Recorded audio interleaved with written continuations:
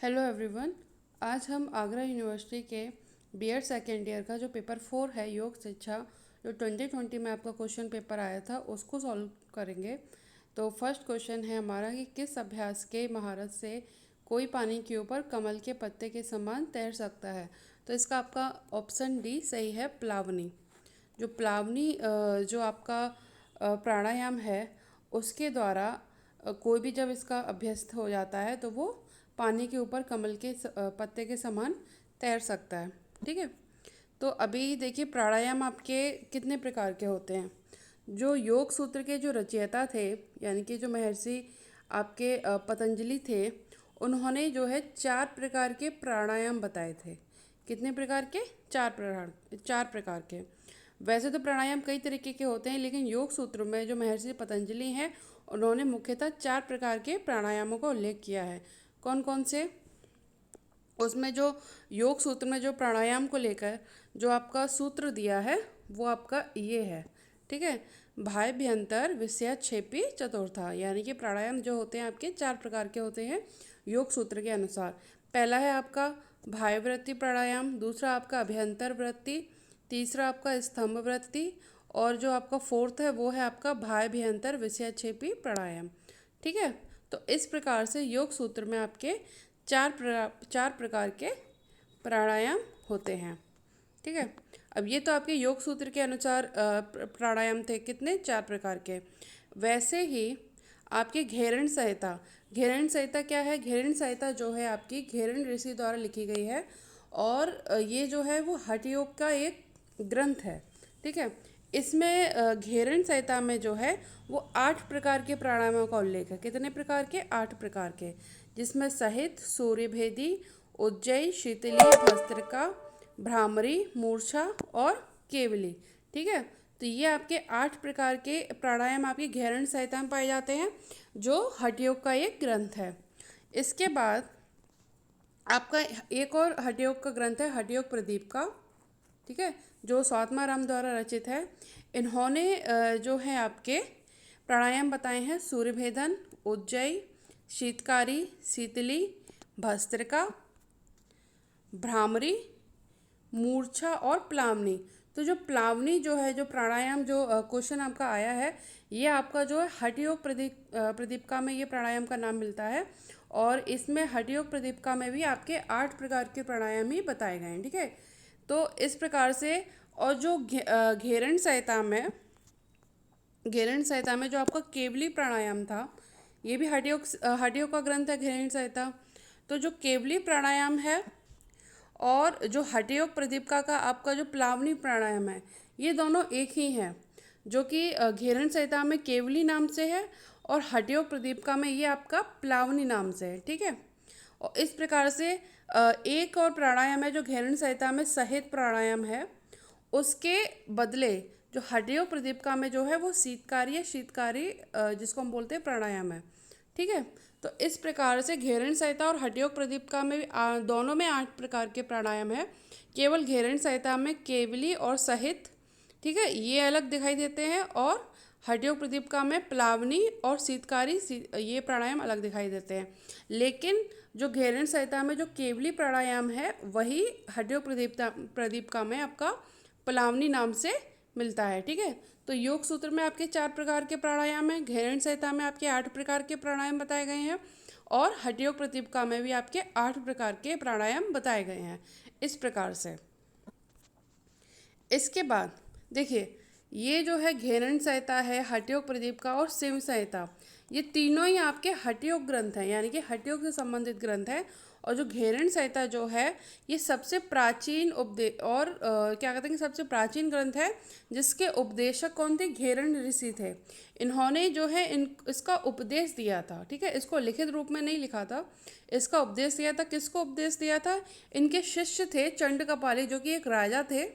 इनको इन्होंने जब इन्होंने इनसे घेरण ऋषि से जब योग के बारे में प्रश्न पूछे, तब इन्होंने जो भी इन्होंने योग के बारे में बताया घेरण ऋषि ने, उसको हम घेरण संहिता में इसको घेरण संहिता के नाम से हम इसको जानते हैं। ठीक है। तो घेरण संहिता के जो उपदेशक या रचनाकार जो भी बोल लीजिए वो कौन है? घेरण ऋषि। इसके बाद जो हठयोग प्रदीप का है, इसकी जो भाषा है वो संस्कृत है और इसके रचनाकार कौन है? इसके रचनाकार है स्वात्माराम, जो कि गुरु गोरखनाथ के शिष्य थे। ठीक है। और जो हठयोग प्रदीपिका के जो अन्य नाम है वो कौन कौन है? हठ प्रदीप का, हठ प्रदी या हठ प्रदीप का। ठीक है। तो हठयोग प्रदीप का को हम हठ प्रदीप का, हठ प्रदी, इस प्रकार के नामों से भी हम जानते हैं। इसके बाद तीसरा जो शिव संहिता है, ये भी आपका हठयोग का ग्रंथ है। इसके रचनाकार के बारे में जानकारी नहीं मिलती है, लेकिन इसमें शिव संहिता में क्या है कि भगवान शिव ने माता पार्वती को संबोधित करते हुए इसमें योग की व्याख्या की है। किसमें? योग संहिता में। तो आपके हठयोग से संबंधित 3 ग्रंथ मिलते हैं, घेरण संहिता, हठयोग प्रदीप का और शिव संहिता। ठीक है। योग सूत्र में प्राणायाम के 4 प्रकार बताए गए हैं। ठीक है। और वो कौन कौन से हैं आपके? वे हैं आपके भाय वृत्ति, अभ्यंतर वृत्ति, स्तंभ वृत्ति और भायभ्यंतर।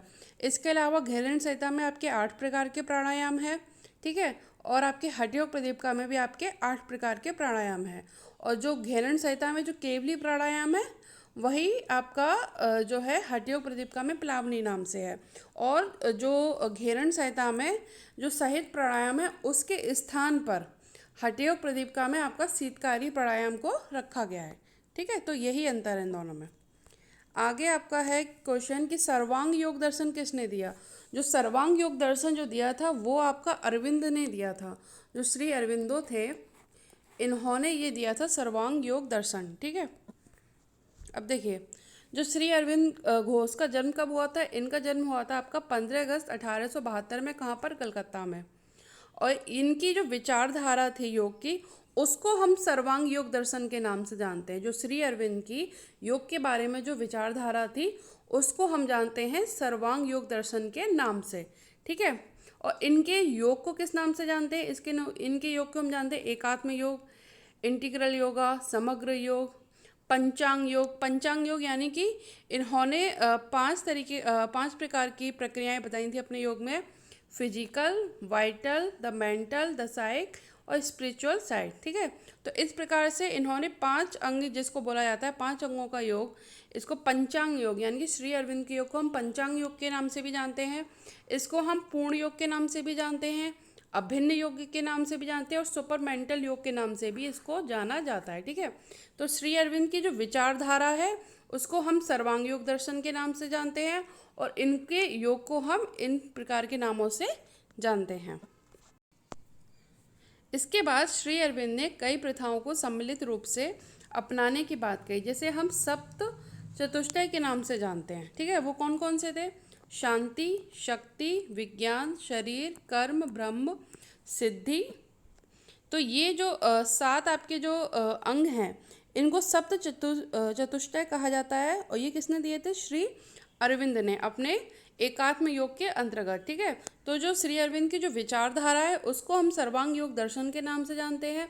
और इनके योग के कई नाम है: एकात्म योग, इंटीग्रल योग, समग्र योग, पूर्ण योग। ठीक है। इस प्रकार से इनके योग को नाम दिया गया है। इसके बाद जो इनका श्री अरविंद का जो एकात्म योग है, यानी कि जो इन्होंने जो योग जो दिया है, जिसको हम एकात्म योग बोलते हैं, ये इनके और इनकी माता थी जो मीरा अल्फासा थी, उनके योग दर्शन और अभ्यास पर आधारित है। यानी कि जो श्री अरविंद का जो एकात्म योग है, वो श्री अरविंद और उनकी माता के दर्शन और अभ्यास पर आधारित है। ठीक है। और इन्हीं के योग एकात्म योग के अंतर्गत हमको ये सप्त चतुष्टय मिलते हैं। ठीक है। इसके बाद इनकी बुक्स हैं, इनसे भी क्वेश्चन कभी कभी आ जाता है: the life divine, essays on Gita, collected poems and plays, the synthesis of yoga, the human cycle, the ideal of human unity, Savitri, on the Veda. ठीक है। The record of yoga, a system of national education. ये शिक्षा के ऊपर इन्होंने book लिखी थी, a system of national education. ये भी श्री अरविंदो की है। तो ये सारी जो आपकी जो बुक्स के नाम हैं, ये सारी आपके श्री अरविंदो द्वारा लिखी गई हैं। और इनसे आपके कभी कभी क्वेश्चन पूछा जाता है, जैसे कि सावित्री किसकी रचना है, या लाइफ डिवाइन किसकी रचना है, या ये सिस्टम ऑफ नेशनल एजुकेशन जो बुक है, ये किसकी रचना है। तो इस प्रकार से इससे क्वेश्चंस बन जाते हैं। इसके बाद थर्ड क्वेश्चन है कि ब्रह्म कुमारीज का राजयोग किस आधुनिक योग स्कूल के अंतर्गत आता है? ये आपका आता है मेडिटेशनल योग, ध्यान योग के अंतर्गत। ठीक है। फोर्थ क्वेश्चन है कि श्री अरविंद का अंतर्राष्ट्रीय शिक्षा केंद्र स्थापित है। इनका जो अंतर्राष्ट्रीय शिक्षा केंद्र जो स्थापित है वो पौंडीचेरी में है। कहाँ पर है? पौंडीचेरी में। ऑप्शन बी आपका इसमें सही है। फिफ्थ क्वेश्चन है कि कौन सा दिन अंतर्राष्ट्रीय योग दिवस के रूप में मनाया जाता है? 21 जून हम सब जानते हैं। और पहली बार ये 2015 में मनाया गया था अंतर्राष्ट्रीय योग दिवस। शुरुआत हुई थी इसकी 2015 के अंतर्गत, सबसे पहले 2015 में मनाया गया था। और इसके अकॉर्डिंग जितने भी क्वेश्चंस हैं वो इससे पहले जो मैंने योग शिक्षा का आपका जो सॉल्यूशन जो दिया था, वीडियो बनाया था, उसमें इससे जो अंतर्राष्ट्रीय योग दिवस से रिलेटेड जितने भी क्वेश्चंस बनते हैं वो सारे उसमें मैंने प्रोवाइड करा दिए हैं। आप अच्छी तरीके से उनको पढ़ लीजिएगा। इसके बाद योग सूत्र की रचना किसने की थी? पतंजलि ने की थी। ऑप्शन ए, ठीक है। सेवेंथ है कि इनमें से कौन शिवानंद के 5 योग सिद्धांतों में से एक है? जो स्वामी शिवानंद थे उनके 5 योग सिद्धांत थे, वो उसमें से जो एक है वो है इसमें शवासन। ठीक है, ऑप्शन ए शवासन।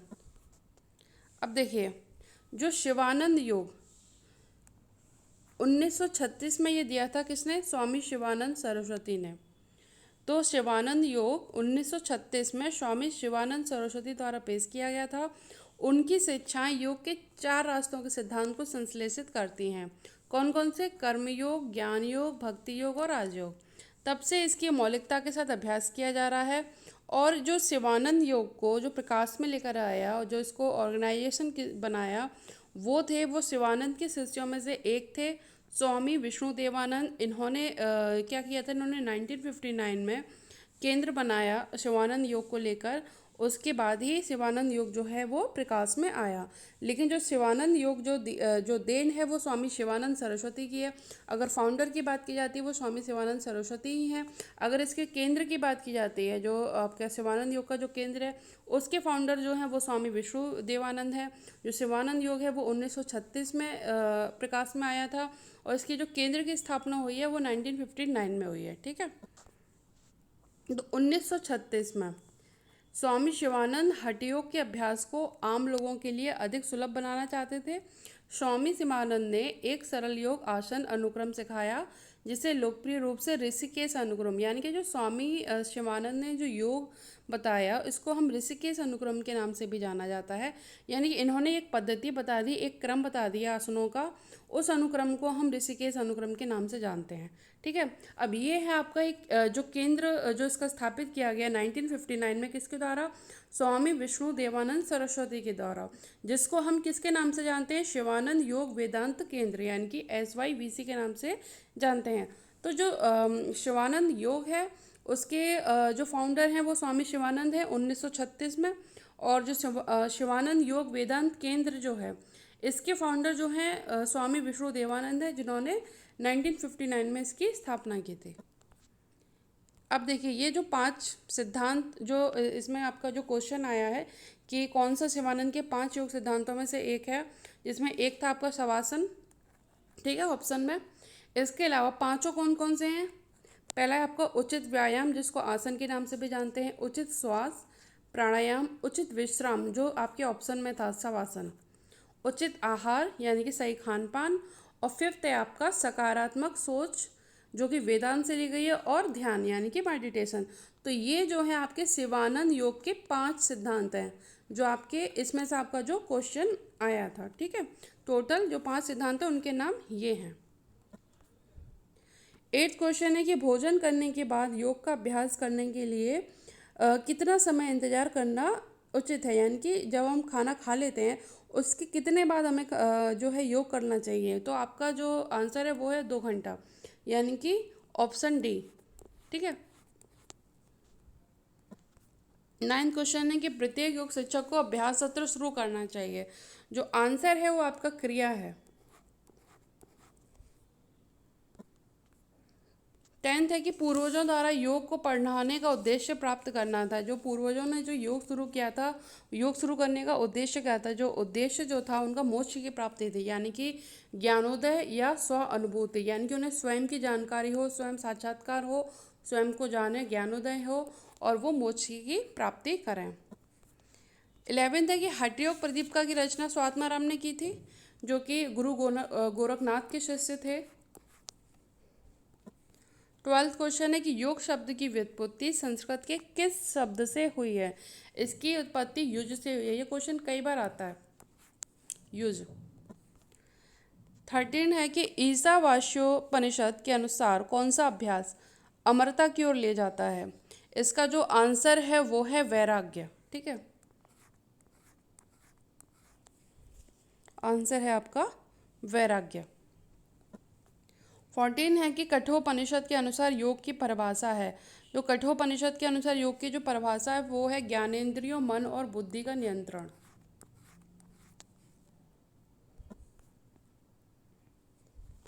15 है कि पतंजलि के अनुसार दुखों को खत्म करने का समाधान क्या है।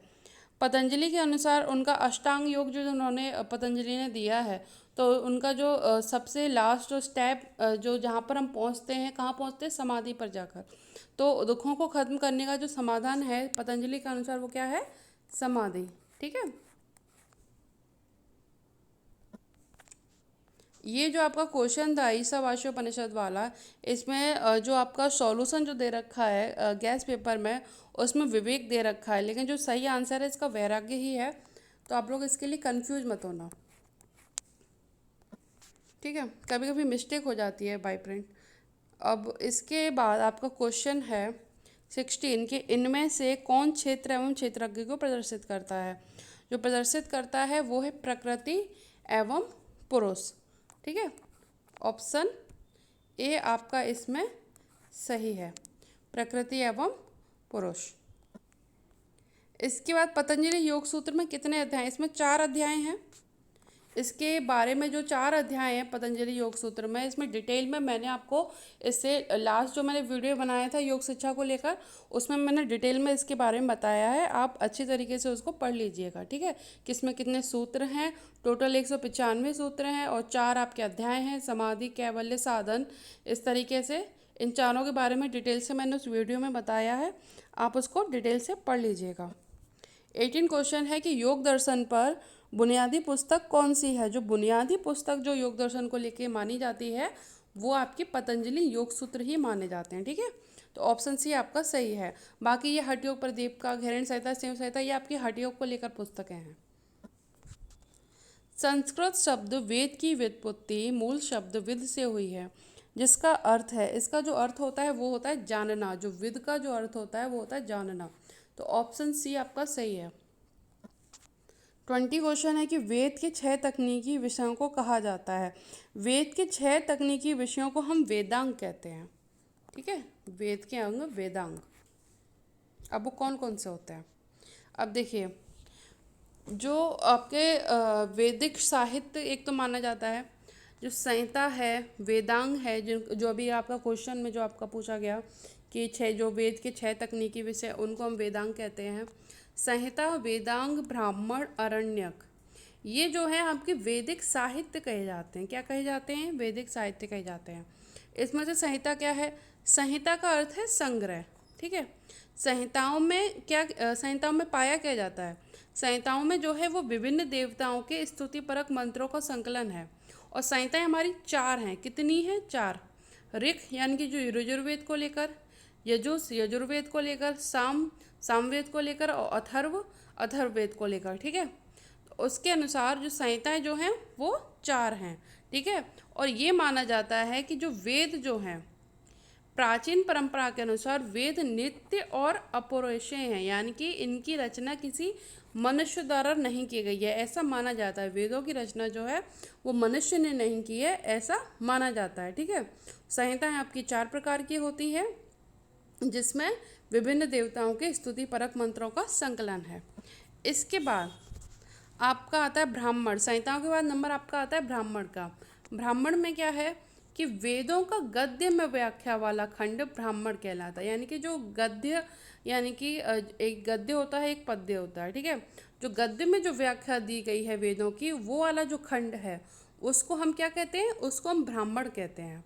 वरीयता के क्रम में ब्राह्मण वैदिक वाङ्मय का दूसरा भाग है। ठीक है, इसमें गद्य रूप में देवताओं की तथा यज्ञ की व्याख्या की गई है। ब्राह्मणों में क्या मिलता है, गद्य रूप में देवताओं और यज्ञ की व्याख्या की गई है और मंत्रों पर भाष्य भी दिया गया है। और जो ब्राह्मण की जो भाषा है संस्कृत है। चारों वेदों का एक या एक से अधिक ब्राह्मण है। जैसे संहिता थी, संहिताएं आपकी टोटल 4 हैं। यजुर्वेद, यजुर्वेद और ऋग्वेद, और सामवेद और अथर्ववेद की। लेकिन जो ब्राह्मण है इनकी संख्या आपकी 13 है। क्योंकि अलग चारों वेद हैं, चारों वेद की किसी की एक है, किसी की 2 है, इस प्रकार की टोटल आपके ब्राह्मण आपके 13 हैं। ठीक है। इसमें उपनिषद और आरण्यक आते हैं। ब्राह्मण जो उपनिषद जो आपके हैं और जो आरण्यक जो हैं वो आपके, ये दोनों आपके ब्राह्मण के अंतर्गत आते हैं। ठीक है। अब देखिए आरण्यक क्या होते हैं। ब्राह्मण ग्रंथ के जो भाग अरण्य यानी कि जंगल में पठनीय है उन्हें आरण्यक कहा गया। या यूँ कहें कि वेद का वह भाग जिसमें यज्ञानुष्ठान पद्धति, याज्ञिक मंत्र, पदार्थ एवं फलादि में आध्यात्मिकता का संकेत दिया गया, वे आरण्यक है। अब यानी कि आरण्यक यानी कि जो जंगलों में पठनीय है। या अब ये मान लीजिए कि जब हम जंगल में जो ऋषि मुनि रहते थे तो वहाँ सारी सुविधाएं या सारे पदार्थ उपलब्ध नहीं रहते थे यज्ञ यज्ञ वगैरह करने के लिए।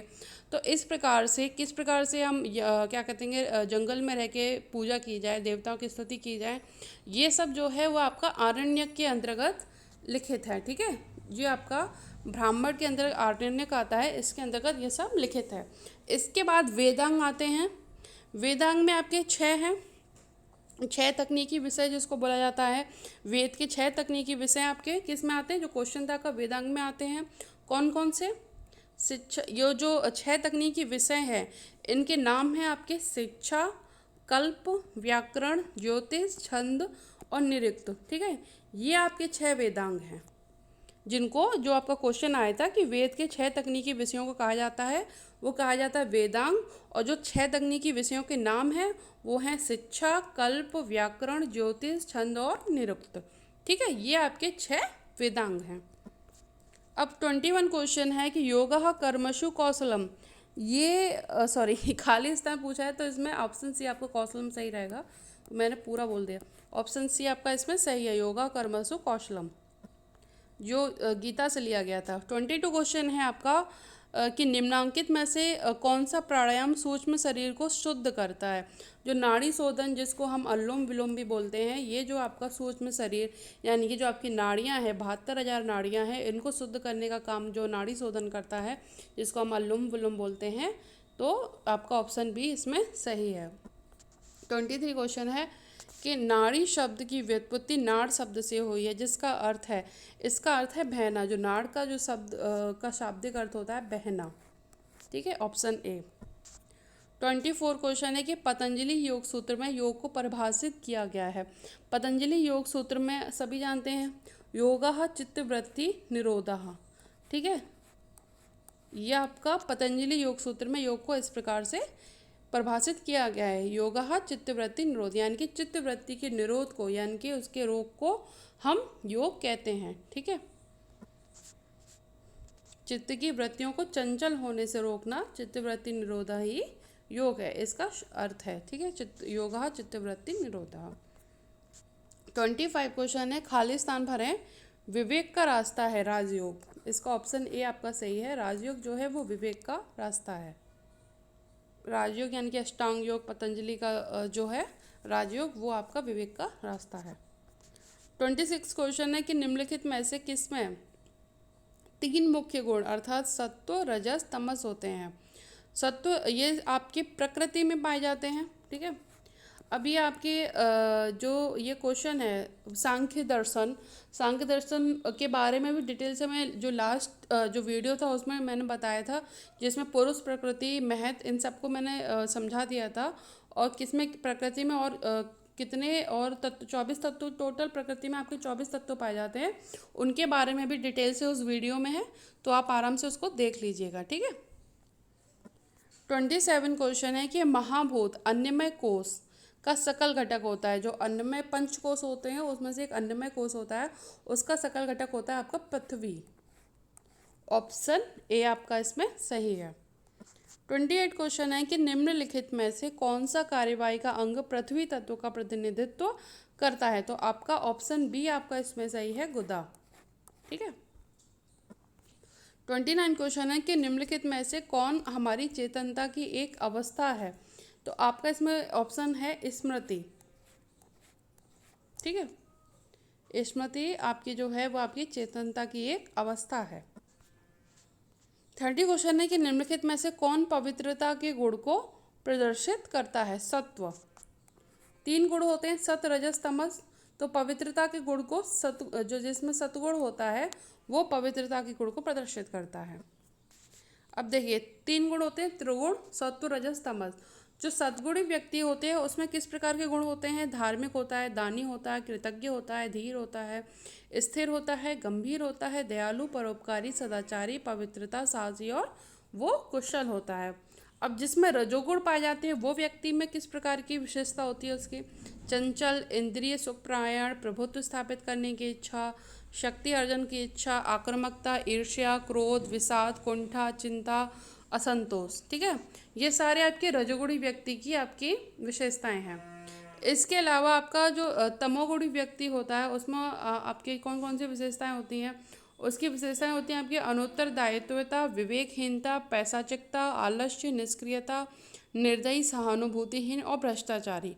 ठीक है, ये जो है आपकी तमोगुणी व्यक्ति की विशेषताएं हैं। ठीक है,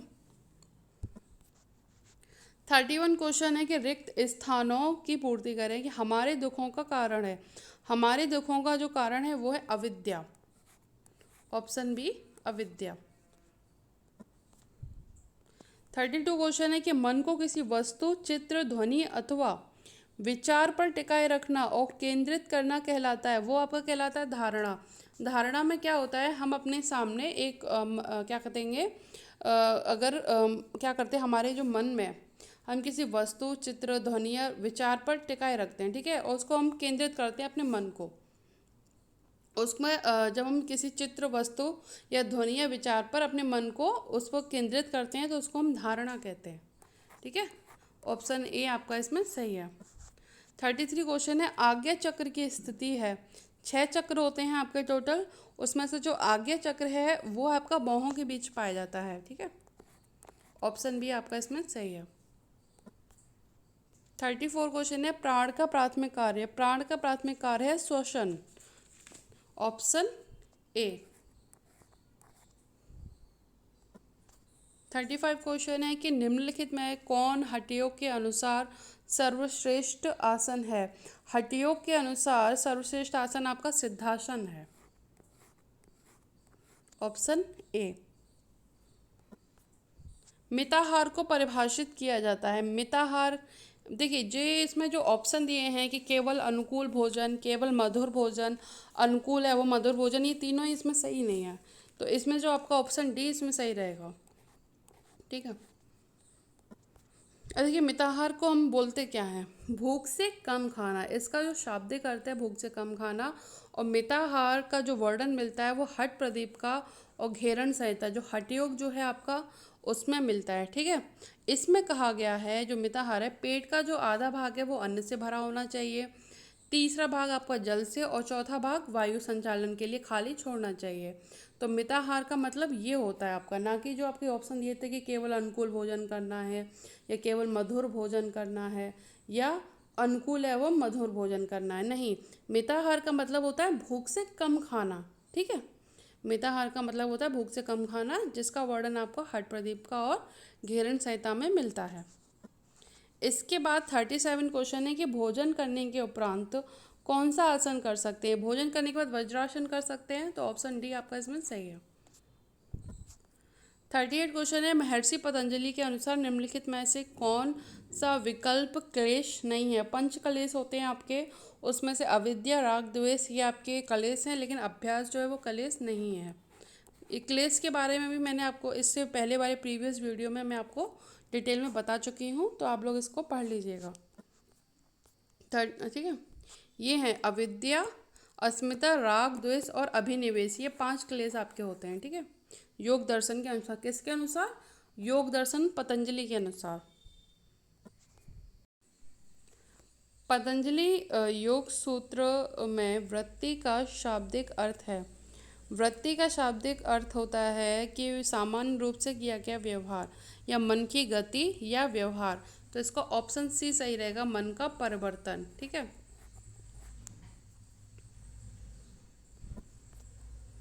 चित्त प्रसादनम उल्लेख करता है, चित्त प्रसादनम उल्लेख करता है आपका मन की प्रशांत अवस्था। ठीक है।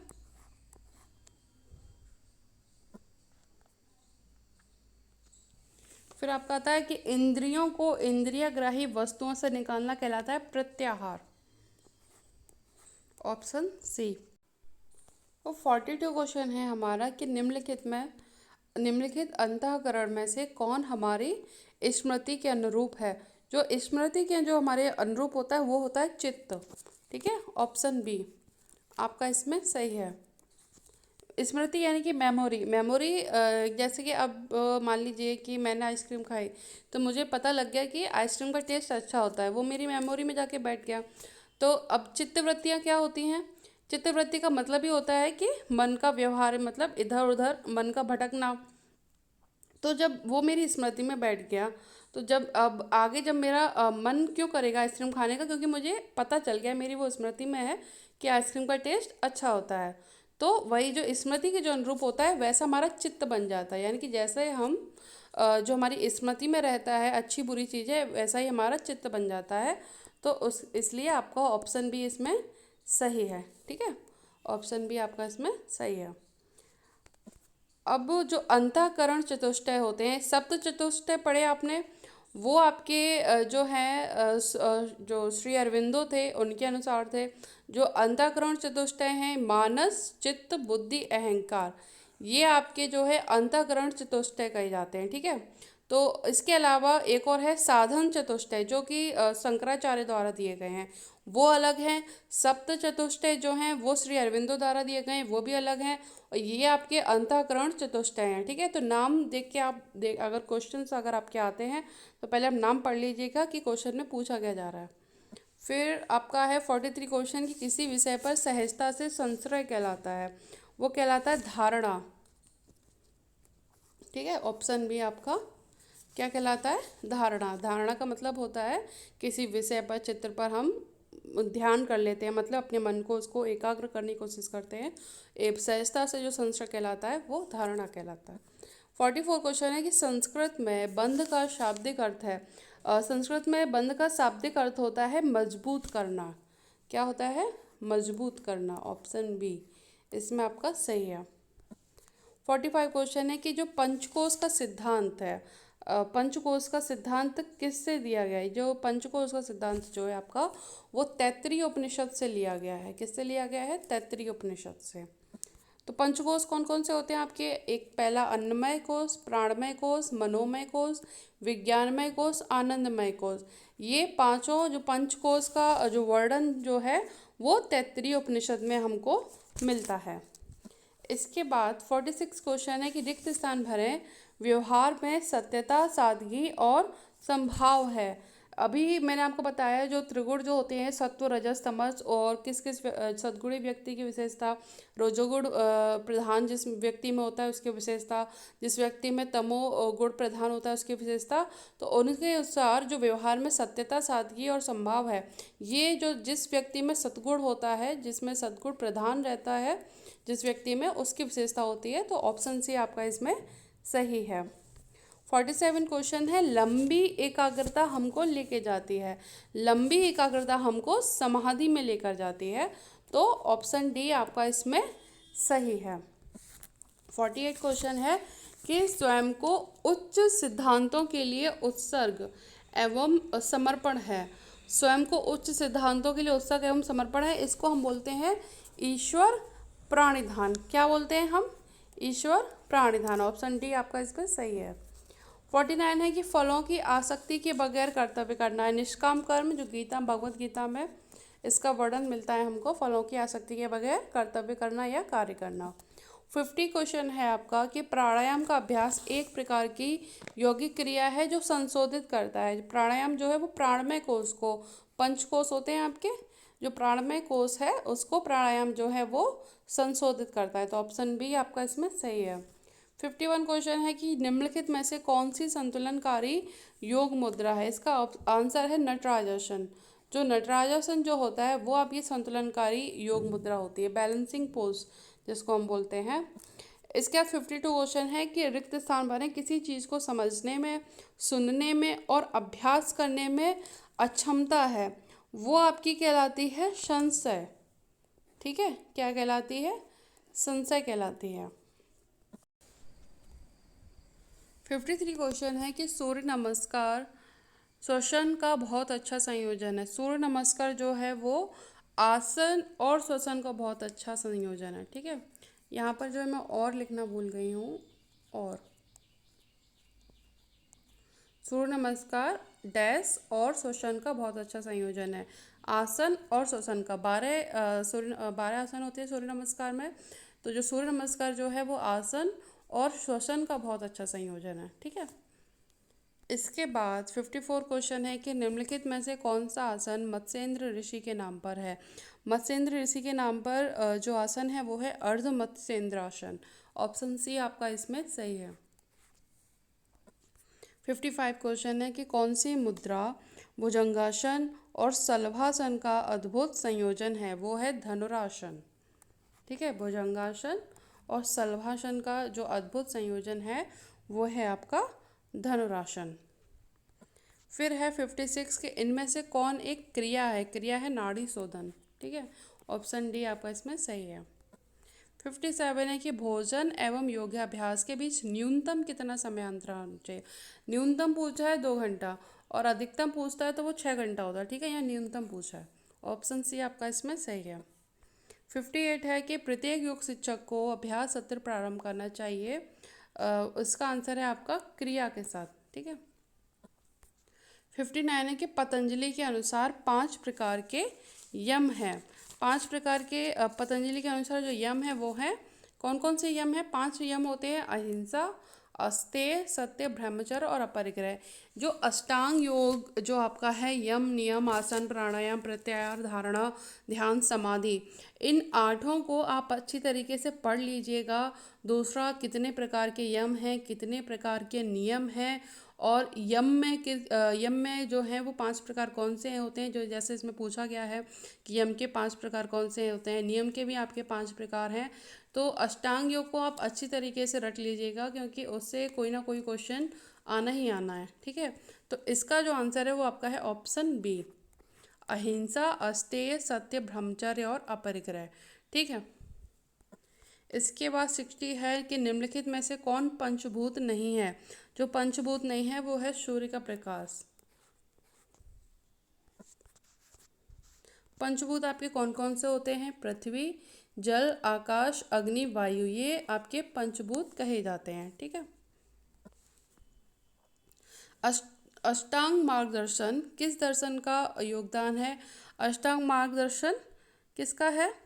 अष्टांग मार्गदर्शन ये आपका बौद्ध दर्शन का है। ऑप्शन ए आपका सही है। अब इसमें आप कंफ्यूज मत होइएगा। अष्टांग योग वो महर्षि पतंजलि ने दिया है, लेकिन जो अष्टांग मार्ग जो है वो आपका बौद्ध दर्शन द्वारा दिया गया है। ठीक है, जो अष्टांग मार्ग दर्शन पूरा जो इसका नाम है ये आपका किससे लिया गया है। ये आपका जो है बौद्ध दर्शन से आपका लिया गया है। ठीक है, तो इसमें आप लोग जो हैं वो कंफ्यूज मत हो जाए। कुछ बच्चे सोचिए कि ये अष्टांग योग के बारे में बात की जा रही है, नहीं, ये अष्टांग जो है आपकी मार्ग की बात की जा रही है, जो कि आपका कहाँ से लिया गया है। ये आपका लिया गया है आपका बौद्ध दर्शन से लिया गया है। ठीक है, तो जो आपका अष्टांग योग जो होता है, अष्टांग मार्ग में जो होते हैं उसमें आपका आता है जो नाम है सम्यक दृष्टि, सम्यक संकल्प, सम्यक वाणी, सम्यक कर्म, सम्यक जीविका, सम्यक स्मृति, सम्यक व्यायाम, सम्यक समाधि। ठीक है, इसको हम अष्टांग मार्ग बोलते हैं, जो कि बौद्ध धर्म में निर्वाण प्राप्ति यानी कि मोक्ष के लिए इसका अनुसरण करना जो है वो आवश्यक है। ठीक है, तो फिर से सुन लीजिए। जो अष्टांग मार्ग में जो है पहला है आपका सम्यक दृष्टि, सम्यक संकल्प, तीसरा सम्यक वाणी, फोर्थ सम्यक कर्म, सम्यक जीविका, सम्यक स्मृति, सम्यक व्यायाम और सम्यक समाधि। ठीक है, ये आपका अष्टांग मार्ग दर्शन कहा जाता है बौद्ध दर्शन के अंतर्गत। ठीक है। अष्टांग योग वो अलग चीज़ है। अष्टांग मार्गदर्शन जो है ये आपका बौद्ध दर्शन से लिया गया है, ठीक है। तो इसमें आप कंफ्यूज मत होइएगा। 62 क्वेश्चन है आपका कि कौन त्रिगुण नहीं है। सत्व रजस तमस ये तीनों आपके त्रिगुण कहे जाते हैं, जो नहीं है वो है एकाग्र। ऑप्शन डी आपका इसमें सही है। 63 क्वेश्चन, इनमें से कौन यम नहीं है। यम नहीं है संतोष, ठीक है। अपरिग्रह, अस्तेय, ब्रह्मचर्य, अहिंसा, ये सब आपके यम हैं, ठीक है। 5 प्रकार के यम होते हैं आपके। 64 क्वेश्चन है प्राण का अर्थ है। प्राण का अर्थ क्या होता है। प्राण का अर्थ ये सारे ही होते हैं, ठीक है। प्राण ऊर्जा, ऑक्सीजन, वायु, ये सब आपके प्राण के अंतर्गत ही आते हैं। तो ऑप्शन डी आपका इसमें सही है। इसके बाद पूरक, कुंभक और रेचक के मध्य अनुपात होना चाहिए। जो पूरक, कुंभक, रेचक के अंतर्गत जो अनुपात होना चाहिए वो होना चाहिए आपका 1:4:2 का रेशियो जो है वो होना चाहिए। वो कितना होना चाहिए, 1:4:2 का होना चाहिए। कैसे। पूरक मतलब कि सांस, जब हम प्राणायाम करते हैं सांस को क्या कहते हैं, सांस लेना, ठीक है। कुम्भक का मतलब होता है या तो सांस को आप जब हम सांस को क्या कहते हैं ग्रहण करते हैं तो सांस को उसको अपने अंदर रखना, ठीक है, या उसको बाहर छोड़ देना। उस स्थिति में जितनी देर हम इस स्थिति में रहते हैं, चाहे हम सांस को छोड़कर या सांस को ग्रहण कर कर, ये दोनों ही एक तो जो सांस को हम बाहर छोड़ देते हैं उस स्थिति में जब हम बने रहते हैं वो कुम्भक कहलाता है। वो हमारा बाह्य कुम्भक कहलाता है। जो हम सांस ग्रहण करते हैं पूरक के द्वारा, ठीक है, और जब हम उस स्थिति में बने रहते हैं वो हमारा आंतरिक कुम्भक कहलाता है, ठीक है। और रेचक श्वास को छोड़ना, ठीक है। रेचक का जो अर्थ होता है श्वास को छोड़ना। तो जो पूरक, कुम्भक, रेचक का जो अनुपात होता है वो 1:4:2 का होता है, ठीक है। शंकराचार्य की मुख्य शिक्षा है कि ब्रह्म ही केवल सत्य है, ये संसार असत्य है, ठीक है। ऑप्शन बी आपका इसमें सही है। 67 क्वेश्चन है कि निम्नलिखित में से कौन सा चतुष्टय का भाग नहीं है। ये मैंने आपको बताया ना, ये साधन चतुष्टय की बात कर रहे हैं जिसकी व्याख्या जो है वो शंकराचार्य ने की है। तो इसमें जो नहीं है वो है आपका ध्यान। ध्यान जो है वो साधन ये केवल अगर चतुष्टय की बात की जाए तो आप इसको साधन चतुष्टय मानकर ही चलिएगा, ठीक है। और अगर अंतःकरण चतुष्टय वो मैंने आपको पढ़ाया, सप्त चतुष्टय श्री अरविंदो द्वारा, वो भी मैंने आपको पढ़ाया। और केवल अगर ऑप्शन में आपको क्वेश्चन में आपको अगर चतुष्टय लिखा मिले इसका मतलब वो के साधन चतुष्टय की बात कर रहा है, ठीक है। जो नहीं है वो है ध्यान। बाकी विवेक, वैराग्य, मुमुक्षुत्व ये आपके साधन चतुष्टय के भाग होते हैं। अब देखिए कौन कौन से, जैसा कि नाम से ही स्पष्ट है कि उपरोक्त साधन चतुष्टय इनको बोला क्यों जाता है कि 4 साधनों के समूह से है, 4 होते हैं। ये कौन से साधन है जो मनुष्य को बंधन से मुक्त करते हैं। इसे आचार्य शंकर या शंकराचार्य ने स्वरचित ग्रंथ है, जो आचार्य शंकर का ग्रंथ था विवेक चूड़ामणि, इन्होंने इसमें इनकी व्याख्या की है, ठीक है। पहला जो साधन है वो है इसका जो पूरा नाम है नित्य वस्तु विवेक, जिसको केवल आप विवेक के नाम से भी जानते हैं, जो आपके ऑप्शन में भी था, नित्य वस्तु विवेक, ठीक है। इसके बाद दूसरा है वैराग्य। दूसरा क्या है आपका वैराग्य, ठीक है। तीसरा आपका है तीसरा जो है वो आपका आता है सठ संपत्ति का अर्जन। तीसरा साधन क्या है, सठ संपत्ति का अर्जन। और सठ संपत्ति कौन कौन सी होती हैं, इससे क्वेश्चन आया है आपका लास्ट ईयर, इससे क्वेश्चन शम, दम, उपरति, तितिक्षा, श्रद्धा, समाधान, ये आपकी 6 संपत्ति या 60 संपत्ति कही जाती है, इनका अर्जन तीसरा साधन जो है। इसके बाद आपका है जो फोर्थ है वो आपका आता है मुमुक्षुता, ठीक है। तो इस प्रकार से आपके 4 साधन चतुष्टय हैं, विवेक, वैराग्य और आपका जो थर्ड था 60 संपत्ति का अर्जन, और फोर्थ आपका मुमुक्षुता। कौन सा, मुमुक्षुता, ठीक है। तो इनके बारे में, और दूसरा जो आपकी ये जो 60 संपत्ति हैं, जो शम, दम, उपरति, तितिक्षा, श्रद्धा, समाधान, इनको आप डिटेल में पढ़ लीजिएगा किसका क्या मतलब है, इससे भी क्वेश्चन बनता है। सेकंड, जो साधन चतुष्टय या जिनको केवल अगर चतुष्टय नाम से भी आए तो इसका मतलब भी आपका साधन चतुष्टय से ही है। ये आचार्य शंकर ने अपने ग्रंथ विवेक चूड़ामणि में इसके बारे में बताया है। और इसका ये किसके लिए, ये किसके साधन है, ये मनुष्य को जो बंधन से मुक्त करते हैं, ठीक है, बंधन से यानी कि जो सांसारिक बंधन है उससे मुक्त करते हैं, इनको हम साधन चतुष्टय कहते हैं। विवेक, वैराग्य, षट संपत्ति का अर्जन और मुमुक्षुता, ठीक है। उसमें इनको आप अच्छी तरीके से डिटेल में पढ़ लीजिएगा, इनके बारे में इनसे क्वेश्चंस बन जाते हैं। फिर है योग के अनुसार राग है।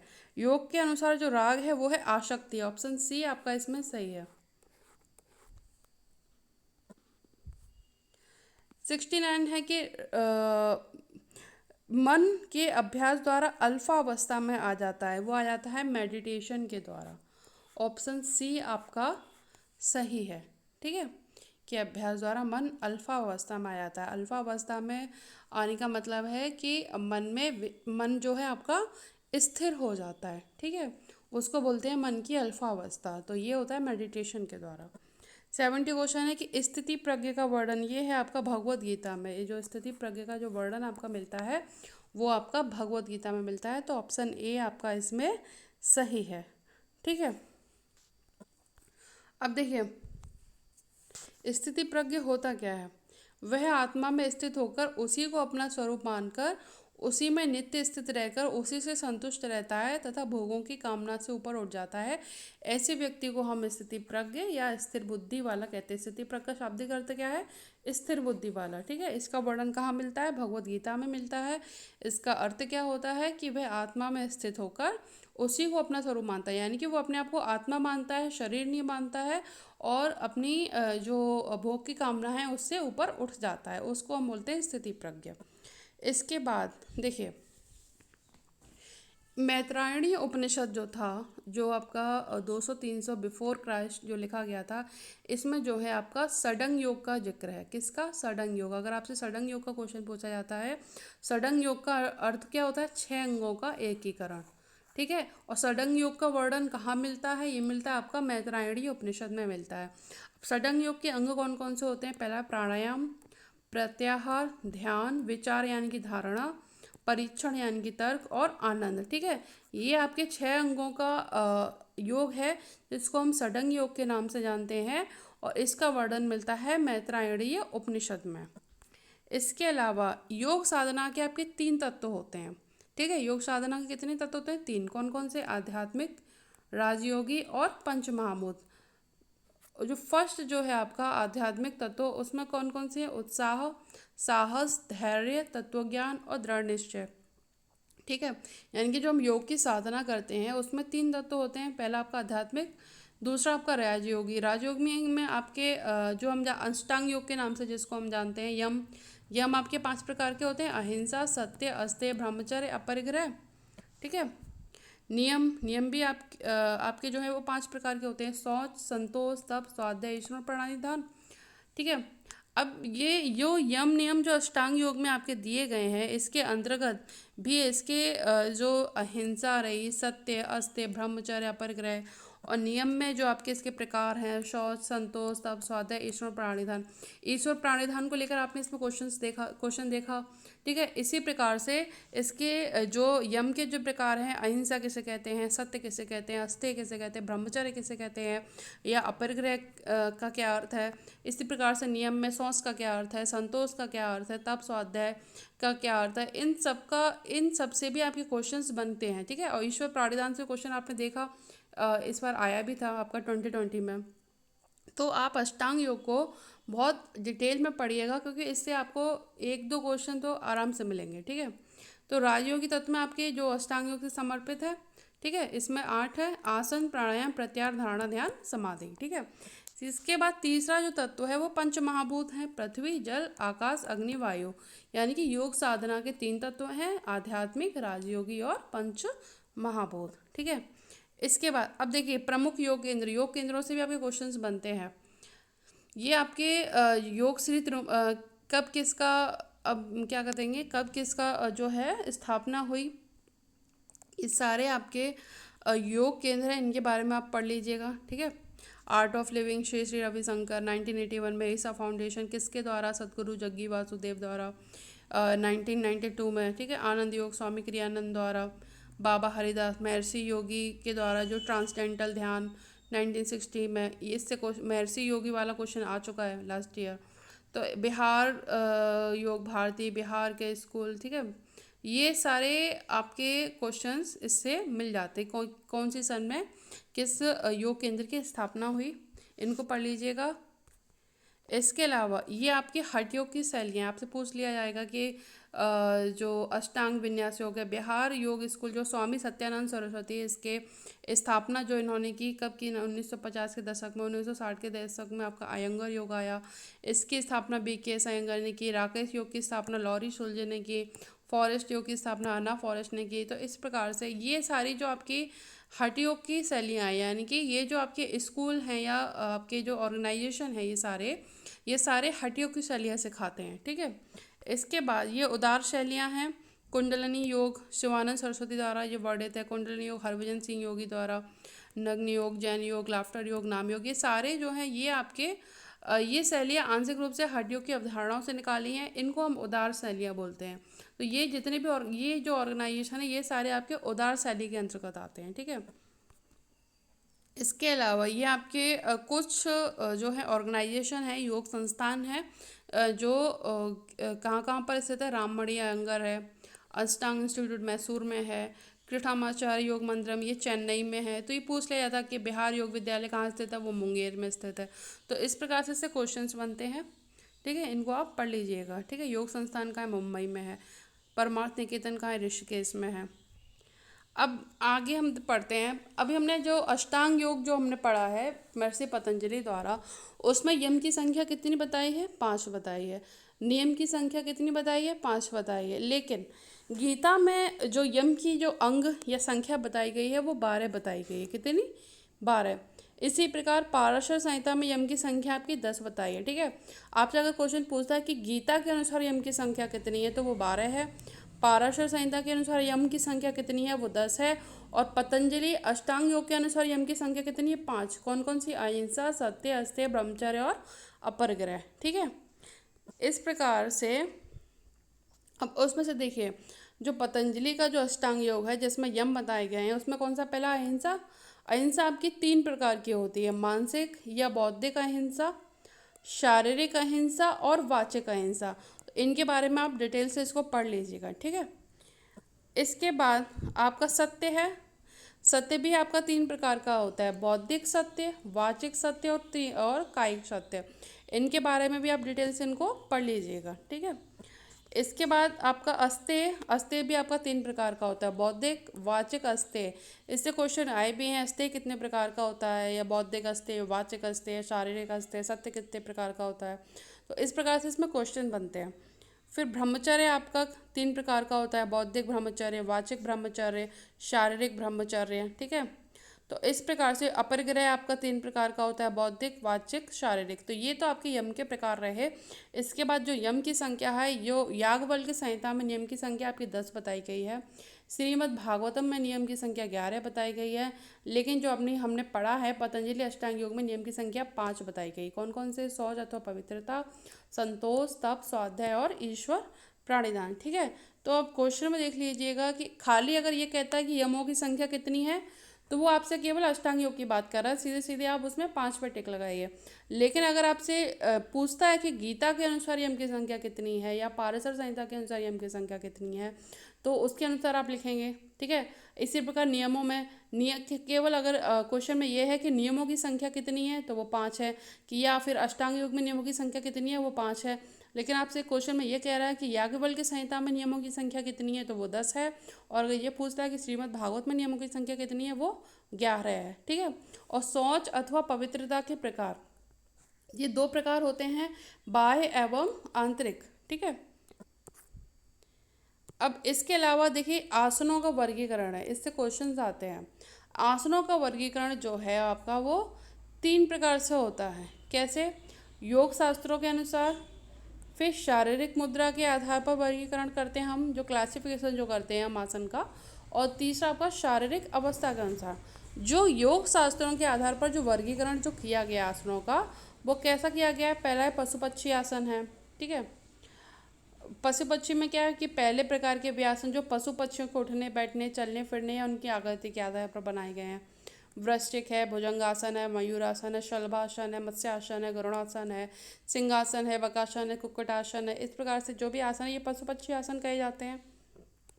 वस्तु आसन, प्रकृति आसन, इनको आप बहुत अच्छे से डिटेल में पढ़ लीजिएगा, इनसे क्वेश्चंस बनते हैं। फिर आपका अंगासन है, योगी आसन है और अन्य आसन जो इसमें लिखे गए हैं। इसके बाद शारीरिक मुद्दा के आधार पर जो वर्गीकरण कैसे किया गया है, शारीरिक, अब इससे क्वेश्चन बनते हैं कि क्वेश्चन आपका आता है कि बैठकर कौन से आसन किए जा सकते हैं, ठीक है, या बैठकर किया जाने वाला कौन सा आसन है। तो आपको 4 ऑप्शन दिए, उसमें से आपको बताया कि पद्मासन है, बाकी आपके कुछ खड़े हो गए, आपको ऑप्शन दे दिए। तो इस प्रकार से आपके क्वेश्चन बनते हैं।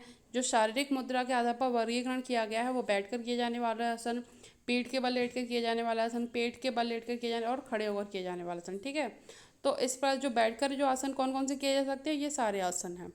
इसके बाद पीठ के बल लेट कर आपके ये आसन किए जा सकते हैं, पेट के बल, ये खड़े होकर ये वाले, और इसके अलावा अन्य और भी आसन है, ठीक है, जो शारीरिक आपकी मुद्रा के आधार पर इनका वर्गीकरण किया गया है।